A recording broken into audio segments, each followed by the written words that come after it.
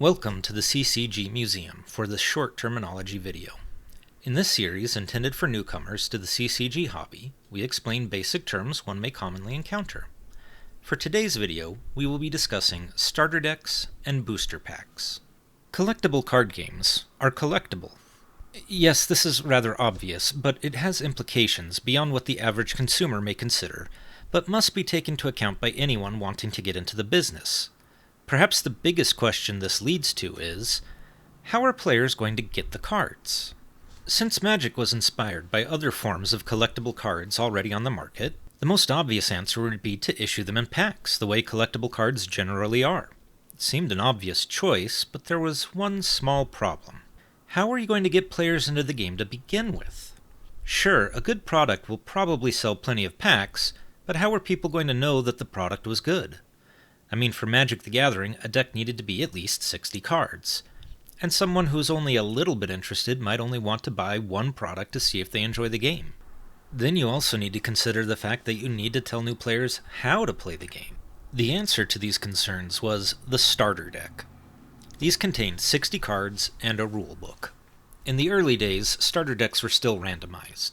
Basically just 4 booster packs put together, but with some of the spells and creatures taken out to accommodate more resource cards. It was just enough to play a game. Sure, your deck was anything but efficient, but you could play a game with it.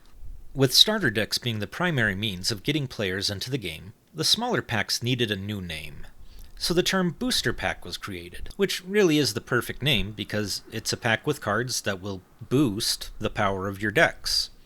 In the early days, booster packs varied wildly in the number of cards they would contain. Magic's original booster packs had 15 cards in them, but some of the expansion sets only had 8 cards. Vampire: The Eternal Struggle's first sets had 19 card booster packs before shrinking down to 15. On the Edge boosters had 10 cards in them. Super Deck had the Slim decks, which contained 30 cards. This Wild West of booster pack size didn't last long, though. After a couple of years, most booster packs seem to fall within a range of 8 to 15 cards. In modern times, most games seem to have booster packs that contain between 10 and 16 cards.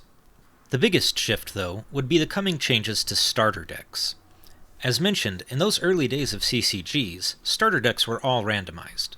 Which made sense. I mean, it's a collectible trading card set. It's meant to be randomized. But what wasn't usually taken into account in those days was the fact that it was also a game. Sure, a starter deck could technically get you playing the game, but only just barely. For most games, if you wanted to start playing on a budget, you would need at least one starter deck and several booster packs. To make a halfway decent deck, you'd need multiple starters and a decent number of boosters. Buying that many cards was no easy task for a kid with no summer job or allowance. Even if you're trading cards with your friends to get cards you want for your deck, it still wouldn't be cheap. As more complex games were released, it turned out that some games simply couldn't be played with truly randomized starters, and so some games were released with starters that were only partially randomized. They would be mostly random, but were guaranteed to have enough necessary cards to fulfill any deck construction requirements. Eventually, someone had an idea. What if all of our starter decks were 100% pre-constructed? It was genius. New players would suddenly have a deck they could play with right away, and it wouldn't suck. It might not be winning any tournaments, but I repeat, it wouldn't suck.